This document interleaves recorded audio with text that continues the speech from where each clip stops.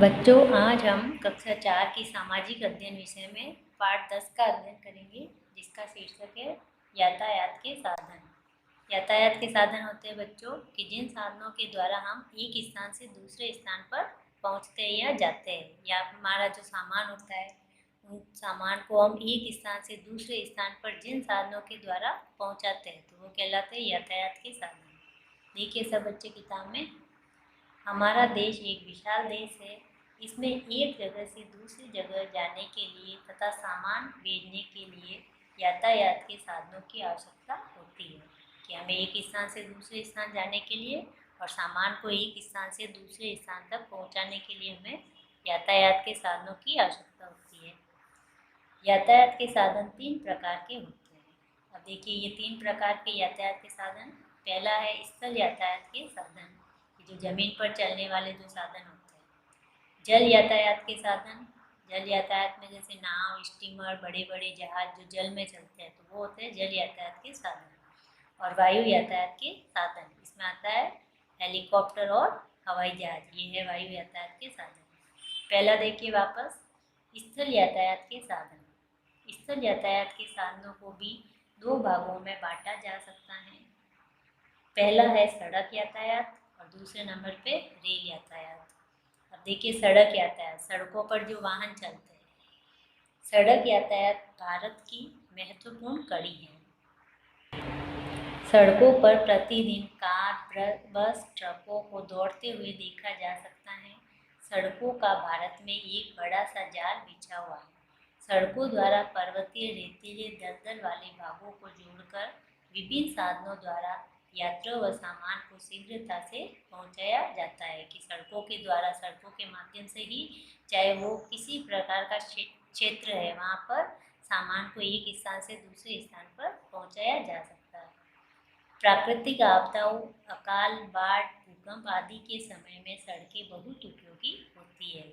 प्राकृतिक आपदाएं, अकाल या बाढ़ आती है या भूकंप आता है तो उस समय लोगों की सहायता करने के लिए हम सामान एक स्थान से दूसरे स्थान पर पहुंचाते हैं, तो ये सड़कें होने के कारण काम आसान हो जाता है। सड़कों द्वारा दैनिक उपयोग की वस्तुएं, खाद्य सामग्री, दूध, फल, गेहूँ, सब्जियां व कच्चा माल और अन्य सामान आसानी से एक स्थान से दूसरे स्थान पर पहुंचाया जाता है। हमारे देश में 3 प्रकार की सड़कें हैं। अब देखिए हमारे देश भारत में 3 प्रकार की सड़कें हैं, जिसमें पहला स्थानीय सड़कें, जो गांव, शहरों को कस्बों से और गांवों से जोड़ती है। और दूसरी आती राजकीय राजमार्ग, जो राजकीय राजमार्ग होते हैं, जो राष्ट्रीय राजमार्ग होते हैं, उनको आपस में जोड़ने वाली जो सड़कें होती है वो है राजकीय राजमार्ग। और राष्ट्रीय राजमार्ग होते हैं बच्चों, एक राज्य को दूसरे राज्य से जोड़ने वाली जो सड़कें होती है वो होता है राष्ट्रीय राजमार्ग। पन्ना पलटे से बच्चे, इसमें देखिए वापस पहला स्थानीय सड़कें। ये सड़कें शहरों, कस्बों और गाँवों को आपस में जोड़ती है कि शहरों, कस्बों और गाँव को जो जोड़ने वाली सड़कें हो गई स्थानीय सड़कें। फिर दूसरा आता है राजकीय राजमार्ग। राष्ट्रीय राजमार्ग के अतिरिक्त प्रत्येक राज्य में भी अन्य प्रमुख सड़कें होती है। ये राष्ट्रीय सड़कों को आपस में मिलाती है तथा इनसे शहर और गांव भी मिले हुए हैं। राजकीय जो राजमार्ग है वो राष्ट्रीय सड़कों को, जो राष्ट्रीय राजमार्ग है, उनको आपस में मिलाती है और इसके अंतर्गत कई गाँव और शहर भी आते हैं। फिर अगला आता है राष्ट्रीय राजमार्ग। हमारे देश में बहुत सी सड़कें हैं जो विभिन्न राज्यों से होकर जाती है। इन्हें राष्ट्रीय राजमार्ग कहते हैं कि अलग अलग राज्यों से होकर गुजरने वाली जो सड़कें हैं, जो राज्यों को आपस में जोड़ती है, तो वो हो गया राष्ट्रीय राजमार्ग। हमारे देश के प्रमुख राष्ट्रीय राजमार्ग निम्नलिखित हैं। ग्रांड ट्रंक रोड, अमृतसर से कोलकाता तक ये भारत की सबसे लंबी सड़क है। इसकी लंबाई लगभग 2000 किलोमीटर है। ये ग्रांड ट्रंक रोड, ये हमारे भारत की सबसे लंबी सड़क है जिसकी लंबाई 2000 किलोमीटर है। तो ये कहाँ से चलती है? अमृतसर से लेकर कोलकाता तक। यहाँ देखिए ये सब बच्चे, ये अमृतसर, यहाँ से लेकर ये वापस ये इधर ये कोलकाता तक, तो इसकी जो लंबाई है वो है 2000 किलोमीटर। देखिए आगे दिल्ली से मुंबई, यहाँ देखिए सब बच्चे, ये दिल्ली और दिल्ली से होकर ये मुंबई होते हुए जो राष्ट्रीय राजमार्ग आता है, तो इनके बीच जो आते हैं आगरा, ग्वालियर, इंदौर और नासिक, इनसे होकर ये गुजरता है राष्ट्रीय राजमार्ग। फिर है मुंबई से चेन्नई, यहाँ देखिए ये मुंबई से चेन्नई, तो यहाँ से जो जाता है ये राजमार्ग, राष्ट्रीय राजमार्ग, तो ये मुंबई, फिर ये पुणे होते हुए बेलगांव, फिर ये बेंगलुरु होता हुआ वापस ये इधर चेन्नई।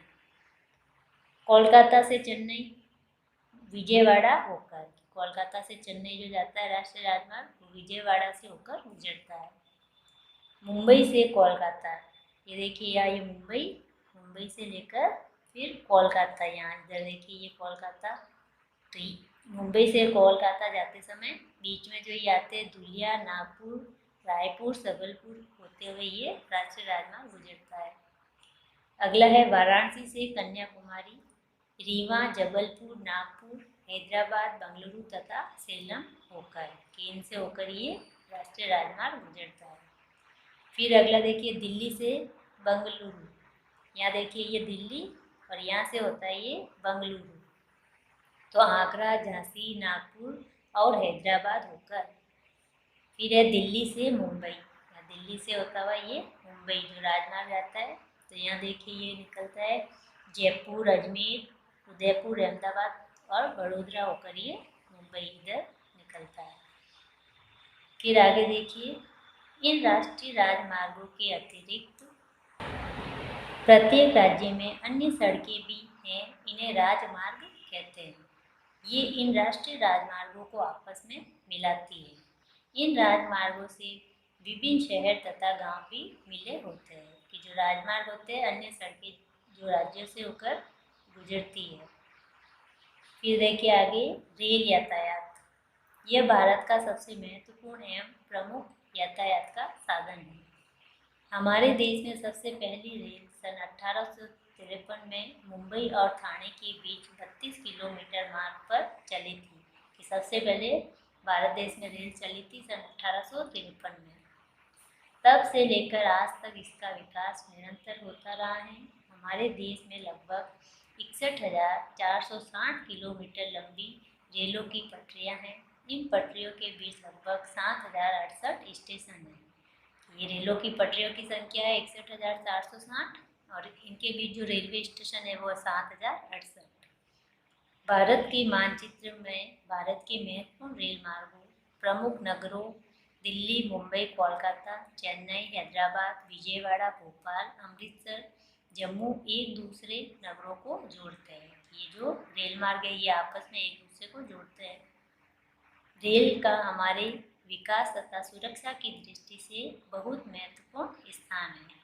व्यापारी अपना सामान सारे देश में पहुंचा सकते हैं और सारे देश के उत्पादन का सामान हमारे पास तक आ सकता है।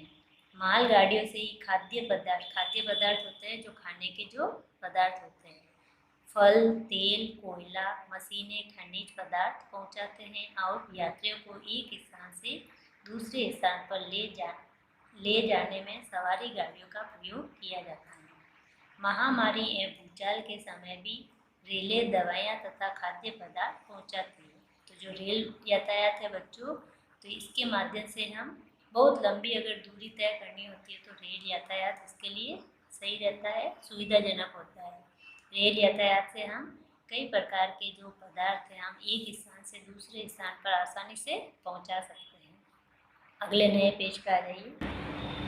हमारे भारत के प्रमुख रेलवे मार्ग निम्नलिखित है। दिल्ली से कोलकाता, तो कानपुर से पटना होते हुए, कि दिल्ली से जो ये कोलकाता, यहाँ दिल्ली से इधर कोलकाता जो रेल मार्ग है तो वो कानपुर से पटना होते हुए गुजरता है। फिर दिल्ली से चेन्नई, इधर दिल्ली और इधर से ये चेन्नई होता है, तो इनके बीच आते हैं इटारसी, विजयवाड़ा और वारंगल होते हुए। फिर अगला है दिल्ली से मुंबई, इधर ये दिल्ली से होता है, इधर ये मुंबई, तो दिल्ली से मुंबई के बीच जो आते हैं वो है आगरा, भोपाल और इटारसी होकर। दूसरा मथुरा, कोटा और बड़ोदरा होकर। फिर अगला है मुंबई से चेन्नई, मुंबई से इधर ये चेन्नई, इसके बीच आते हैं पुणे, बेलगांव और बेंगलुरु। यहाँ देखिए ये मुंबई, ये पुणे, फिर इधर बेलगांव और ये बेंगलुरु और फिर ये चेन्नई होता है, ये रेल मार्ग गुजरता है। कोलकाता से मुंबई, विशालपुर और नागपुर होकर। फिर दिल्ली से कालका, ये जो रेल मार्ग गुजरता है तो इसके बीच आते हैं अम्बाला और चंडीगढ़ होकर ये निकलता है। आगे देखिए, दिल्ली से जम्मू तो अम्बाला और जालंधर होकर। अगला है कोलकाता से चेन्नई, इधर ये कोलकाता से चेन्नई, तो इनके बीच आता है ये भुवनेश्वर और विशाखापट्टनम होकर। तो ये तो था रेल यातायात, स्थल यातायात के बारे में हमने पढ़ा, जिसको दो भागों में बांटा है, एक तो सड़क यातायात और एक रेल यातायात। अब दूसरा आता है जल यातायात के साधन, जो जल में समुद्रों में जलयान जो चलते हैं वो साधन। इंजन वाली बड़ी नावें ब्रह्मपुत्र और गंगा नदियों में चलती हैं, इन्हें स्टीमर कहते हैं। केरल राज्य में लैगूनों को जोड़ने वाली नहरों में नावें चलती हैं। लैगून नमकीन पानी की झीलें होती है, लैगून जो होती है ये खारे पानी की झीलें होती है। ये समुद्र के भाग भी हैं जो मुख्यतः समुद्र से कट जाते हैं। अनेक स्थानों पर समुद्र का जल भूमि के भीतर तक घुस गया है और रेत के टीलों द्वारा समुद्र से अलग हो गए हैं। कांडला, मुंबई, मरमागाओ, कोची, चेन्नई, विशाखापट्टनम और कोलकाता भारत के प्रमुख बंदरगाह हैं। ये कांडला, मुंबई, कांडला इधर आता है और ये मुंबई, ये कोलकाता, ये जो हमारे प्रमुख बंदरगाह है भारत के। आगे देखिए, जलयानों के रुकने और रवाना होने के स्थानों को बंदरगाह कहते हैं, कि जहाँ पर जलयान रुकते हैं और जहाँ से वापस रवाना होते हैं, यानी कि जहाज़ों में जहाँ से सामान चढ़ाया जाता है और उतारा जाता है, तो वो स्थान क्या कहलाता है? बंदरगाह। बंदरगाह पर जहाज़ों का लंगर डालने का स्थान, यात्रियों के ठहरने तथा सामान को चढ़ाने उतारने का स्थान होता है। कि बंदरगाह पर सामान को चढ़ाया जाता है जहाज़ों में और वहाँ से उतारा जाता है। जलयान डीजल से चलते हैं। ये लोहा, फाइबर, प्लास्टिक, लकड़ी, रबड़ आदि पदार्थों से बने होते हैं। जलीय यातायात अपेक्षाकृत सस्ता तो होता है परंतु बहुत धीमा होता है, कि यातायात के साधनों में सबसे सस्ता जो साधन है वो जल यातायात, लेकिन ये बहुत धीमा होता है, इसमें बहुत समय लगता है। अगले पेज पर आ जाइए, तो यहाँ देखिए सब बच्चे, ये जल यातायात के जो साधन हैं। फिर अगला आता है तीसरा, वायु यातायात के साधन। आकाश में उड़ते हुए वायुयान देखने में पक्षी जैसे छोटे दिखते हैं। आप लोगों ने देखा होगा, कई बार हम हवाई जहाज, हेलीकॉप्टर को आकाश में उड़ते हुए देखते हैं तो हमें वो बिल्कुल छोटे जैसे पक्षियों के समान दिखाई देते हैं, किंतु वे बहुत बड़े होते हैं। लेकिन क्या होता है, वे बहुत बड़े होते हैं। बहुत बड़े वायुयानों में सैकड़ों यात्री एक बार में बैठ सकते हैं। वायुयान सबसे अधिक तेज गति का यातायात का साधन है। दिल्ली से चेन्नई जाने के लिए वायुयान में सिर्फ 2 घंटे लगते हैं, जबकि सबसे तेज रेलगाड़ी वहाँ पहुँचाने में लगभग 18 घंटे का समय लेती है। तो देखो बच्चों, जो वायु यातायात है वह सबसे तेज यातायात का साधन है, यानी कि इसमें हमें एक स्थान से दूसरे स्थान पर कितनी लंबी दूरी तय करनी हो तो उसमें कम समय लगता है। यहाँ देखिए, ये वायु यातायात के साधन, ये हवाई जहाज और ये हेलीकॉप्टर। हवाई जहाज में एक बार में सैकड़ों यात्री यात्रा कर सकते हैं, लेकिन हेलीकॉप्टर में है जो 8-10 व्यक्ति ही बैठ सकते हैं एक बार में। वायु यातायात बहुत महंगा होता है किंतु सुविधाजनक है। इससे समय की बहुत बचत होती है। कि वायु यातायात बहुत महंगा होता है, इसमें पैसे बहुत अधिक खर्च होते हैं, लेकिन समय की बचत होती है, क्योंकि हम बहुत लंबी दूरी को भी कम समय में तय कर सकते हैं। आपदा के समय सहायता शीघ्र ही भेजी जा सकती है। आपदा यानी कि बाढ़, भूकंप, ये जो विपदा आती है तो उस समय है जो लोगों को सामान पहुंचाने में यह शीघ्रता से कार्य लगता है।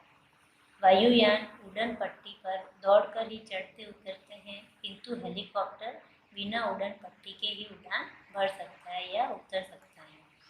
बाढ़, तूफान आदि में फंसे लोगों को भोजन आदि के पैकेट गिराने या उन्हें बचाने के लिए हेलीकॉप्टर का प्रयोग किया जाता है। आप लोगों ने देखा होगा कि कभी बाढ़, तूफान आती है तो उनमें जब लोग फंस जाते हैं तो उनको निकालने के लिए या उन तक खाना पहुंचाने के लिए हेलीकॉप्टर का प्रयोग किया जाता है। एक हेलीकॉप्टर में 2 से 8 तक व्यक्ति यात्रा कर सकते हैं। वायुयान की गति 500 से 800 किलोमीटर प्रति घंटा तक हो सकती है। कि वायुयान जो होता है उसकी गति होती बच्चों वो 1 घंटे में 500 से 800 किलोमीटर की दूरी तय कर सकता है।